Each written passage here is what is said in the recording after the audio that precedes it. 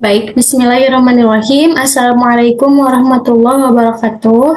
Perkenalkan, nama saya Rifa Aulia Rahmah dengan NIM 12120801004. Di sini saya akan mempresentasikan hasil media pembelajaran yang telah saya buat. Adapun media pembelajaran yang telah saya buat yaitu media Edpuzzle, di mana Edpuzzle ini merupakan website berbasis video pembelajaran. Nah, berikut videonya. Nah, adapun topik yang saya ambil dari maksudnya untuk video Edpuzzle ini yaitu materi kimia hijau. Kenapa? Karena kimia hijau itu banyak kaitannya dengan kehidupan kita sehari-hari serta banyak gitu fenomena-fenomena yang berkaitan dengan kimia hijau, sehingga hal itulah yang membuat konten tersebut cocok dimasukkan pada media Edpuzzle ini. Berikut videonya. Mungkin saya akan memperlihatkan cuplikannya saja.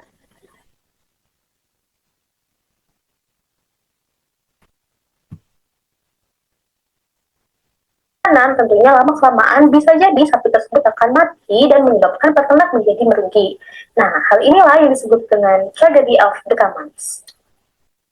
Oke, bisa dilihat mungkin ya di sini. Tadi kan ada dilihat ada titik-titik di bawah. Nah, itu tuh menandakan bahwa di menit tersebut itu ada pertanyaan yang dimasukkan oleh pembuat videonya gitu. Nah, ini salah satu pertanyaan yang saya buat di dalam video ini yang berkaitan dengan pembahasan sebelumnya gitu. Nah, bisa dilihat di sini. Nah, kalau misal kelebihan dari Edpuzzle ini itu di dalam video yang kita berikan pada siswa itu kita bisa memasukkan pertanyaan-pertanyaan yang dimana pertanyaan tersebut dapat mengukur apakah siswa tersebut sudah paham terkait apa yang disampaikan atau tidak. Dimana kalau misal siswa sudah paham terkait apa yang dibahas atau apa yang disampaikan sebelumnya, maka tentunya dia akan bisa menjawab pertanyaan yang ada di video ini gitu. Nah, namun ketika siswa masih belum bisa menjawabnya, siswa masih bisa merewatch atau bisa menonton kembali videonya agar dia lebih paham, kemudian nanti pada akhirnya dia bisa menjawab pertanyaan ini gitu. Nah, ini yang akan terjadi ketika kita menekan icon rewatch. Habis, maka ini bisa kita rewatch berulang-ulang. Nah, hal ini mereka kepada agar lebih mudah memahaminya, tragedi of tahun 1968. Nah, ini, dan kemudian di dalam menit yang sama itu kita bisa menambahkan beberapa pertanyaan. Jadi tidak terbatas satu pertanyaan saja, tapi bisa menambahkan beberapa pertanyaan dengan tipe yang berbeda. Nah, untuk media Edpuzzle ini itu tersedia dua tipe pertanyaan, yaitu ada multiple choice atau pilihan berganda dan ada open-ended question atau isian singkat gitu. Nah, ke dalam video ini itu saya berikan pertanyaan-pertanyaan dengan dua tipe soal. Jadi semua tipenya itu saya pakai gitu untuk video ini. Nah, bisa dilihat yang maksud saya yang titik-titik itu. Nah, di sini yang titik-titik atau bulatan-bulatan di sini itu menandakan bahwa di menit ini itu ada pertanyaan-pertanyaan yang ditambahkan gitu. Adapun untuk bulatan dengan titik putih seperti ini itu menandakan bahwa di dalam di dalam menit tersebut terdapat beberapa pertanyaan gitu, tidak hanya satu pertanyaan saja seperti itu. Nah, kemudian di sini saya akan memberitahukan kelebihan dari Edpuzzle ini. Tadi kan saya sudah memberitahukan bahwasanya salah satu kelebihan dari Edpuzzle ini kita bisa mengukur pemahaman siswa dengan menambahkan pertanyaan-pertanyaan ke dalam video Edpuzzle gitu. Nah, selain itu ada beberapa kelebihan lainnya. Yang pertama, mendukung pembelajaran aktif. Jadi media Edpuzzle ini dapat mendukung pembelajaran aktif. Kenapa? Karena semua siswa itu tentunya akan terlibat gitu ke dalam pembelajaran, karena di dalam Edpuzzle ini itu semua siswa tentunya akan menonton video secara keseluruhan. Kenapa? Karena di dalam video Edpuzzle ini itu ada fitur yang namanya prevent skip, atau siswa itu tidak bisa meloncat-loncat menonton videonya gitu. Jadi siswa itu tidak bisa melewati videonya. Jadi pasti semua siswa itu akan menonton video secara keseluruhan dari awal sampai akhir dan menjawab pertanyaan-pertanyaan di dalamnya gitu. Karena ketika siswa tidak bisa menjawab pertanyaan, tentunya dia tidak akan bisa menonton video pembahasan selanjutnya gitu sebelum dia menjawab pertanyaan yang ada. Nah, kemudian yang kedua, fleksibilitas yang baik. Kenapa? Karena Edpuzzle ini itu kan media berbasis website gitu, dimana karena aksesnya pun secara online, maka dia itu lebih fleksibel daripada media pembelajaran yang lainnya, karena bisa diakses di mana saja dan kapan saja. Kemudian yang ketiga yaitu ada analisis data pemahaman siswa.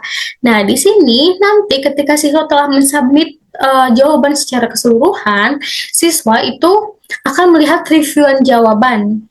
Nah, selain itu, selain siswa dapat melihat reviewan jawaban, guru pun atau pembuat videonya pun akan bisa melihat bagaimana jawaban siswa secara keseluruhan gitu. Jadi di dalam satu kelas itu misalnya yang telah menonton video secara keseluruhan itu siapa saja, kemudian yang jawaban pertanyaannya benar semua itu siapa saja. Nah, itu tuh bisa terlihat di reviewan akhir gitu. Ataupun meskipun siswa belum selesai mengerjakan atau belum selesai menonton video pun, itu akan terlihat gitu oleh guru, di mana siswa itu apakah sudah menonton semuanya atau sudah berapa menit begitu menonton video yang diberikan. Nah, kemudian selanjutnya akuntabilitas untuk mengetahui siswa mengikuti pembelajaran. Nah, ini hal berkaitan dengan hal yang telah saya sebutkan tadi, bahwasanya guru itu dapat melihat siswa tersebut sudah menonton videonya itu sampai menit keberapa gitu. Jadi kelihatan tuh di media Edpuzzle-nya seperti itu. Kemudian terakhir, adanya visualisasi yang cocok untuk materi kimia yang cenderung sulit dipahami. Nah, sebagaimana yang kita ketahui, kimia ini kan dianggap konsep yang cukup sulit gitu, cukup sulit, dan rata-rata banyak konsep yang abstrak gitu dan membutuhkan visualisasi.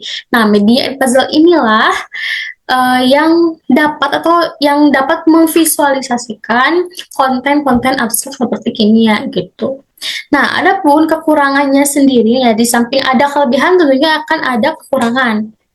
Nah, di sini yang pertama perlu koneksi yang stabil. Kenapa? Karena seperti yang telah saya sebutkan tadi, bahwasanya akses untuk website Edpuzzle ini harus secara online, sehingga itu bergantung pada koneksi dari koneksi internet atau wifi yang tersedia gitu. Kemudian kurva pembelajaran yang memerlukan waktu, ya memerlukan waktu karena kan kalau misal kita integrasikan di kelas, tentunya kan akan memakan waktu gitu ya.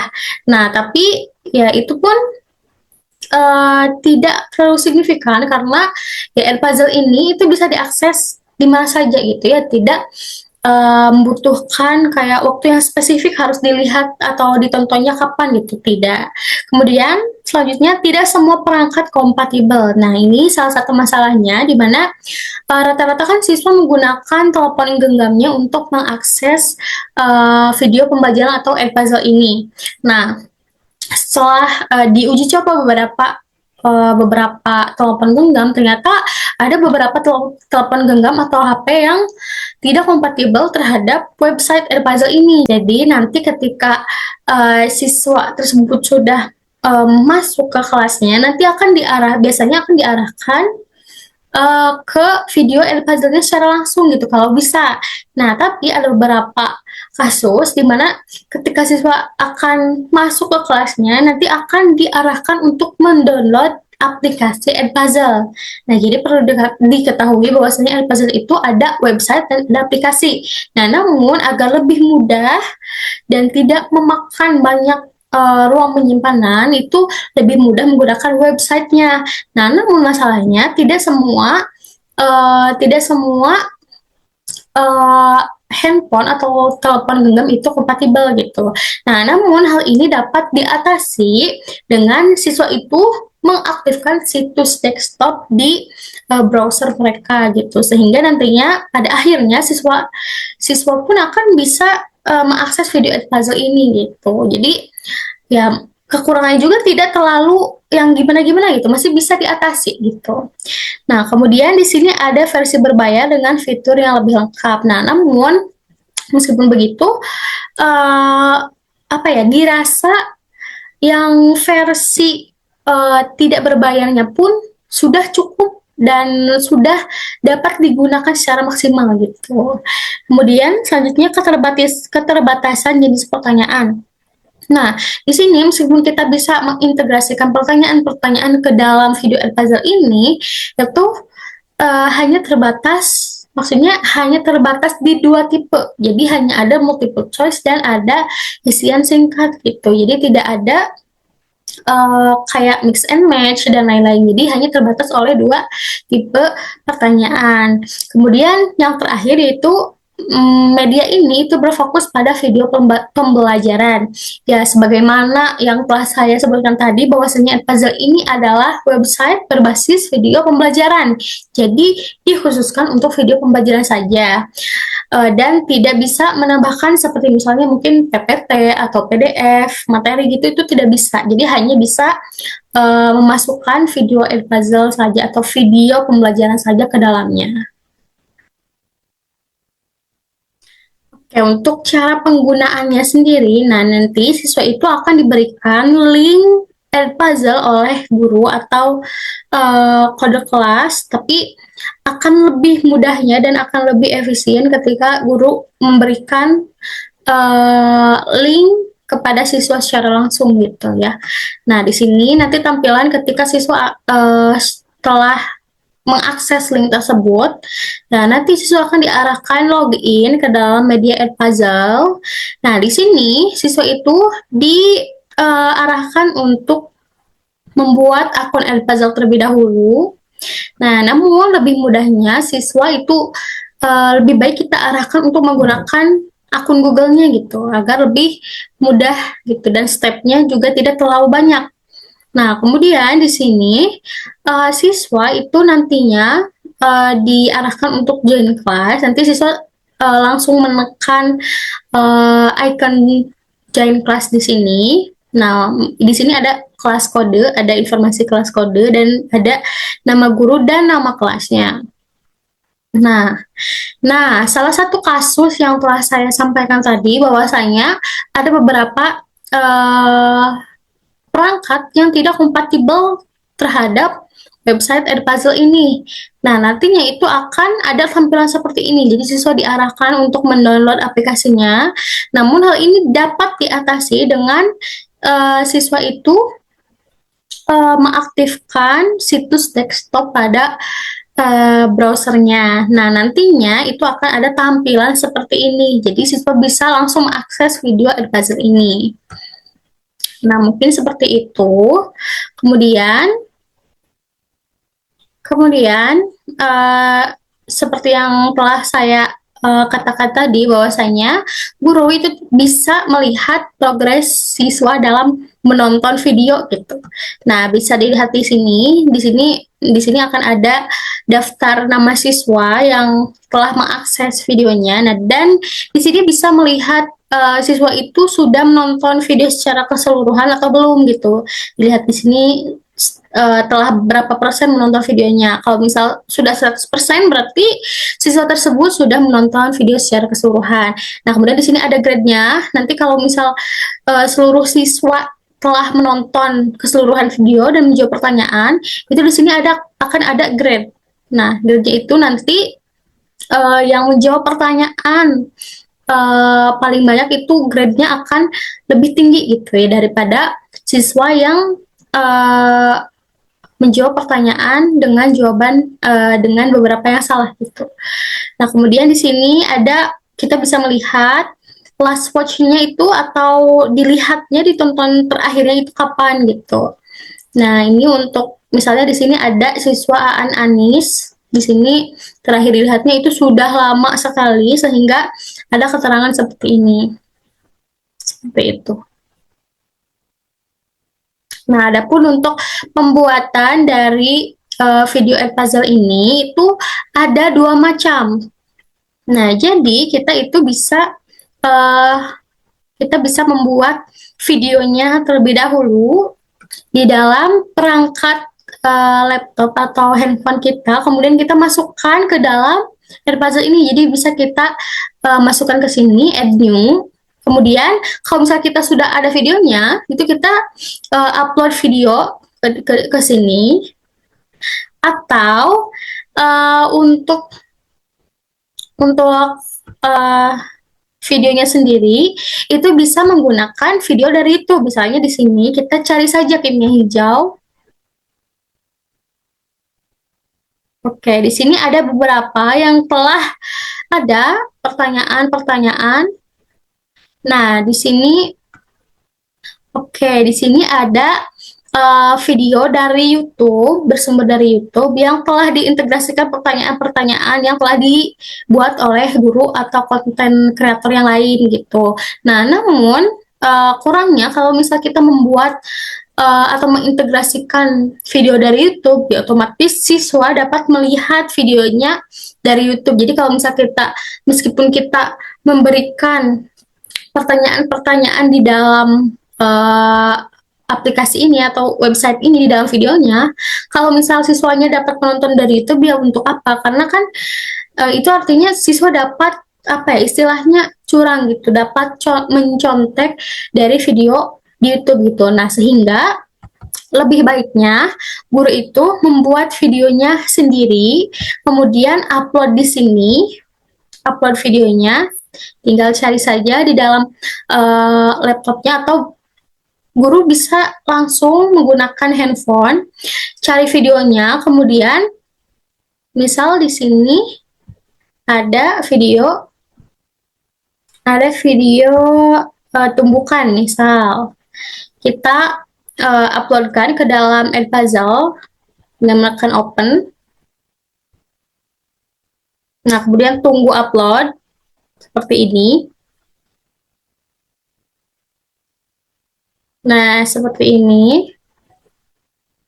Di sini masih loading, nanti tunggu selesai, kemudian guru dapat menambahkan pertanyaan-pertanyaan ke dalam video yang di-upload di dalam media Edpuzzle ini. Jadi kita bisa memilih, misal di menit pertama itu ada 2 pertanyaan, kemudian di menit kedua itu diberikan pertanyaan lagi, dan sebagainya. Seperti itu. Kemudian nanti tinggal di-share saja ke siswa agar siswa bisa menonton videonya dan mengerjakan pertanyaan-pertanyaan di dalamnya. Seperti itu. Baik, mungkin sekian saja yang dapat saya sampaikan. Kurang lebihnya mohon dimaafkan. Semoga video ini bermanfaat. Wassalamualaikum warahmatullahi wabarakatuh.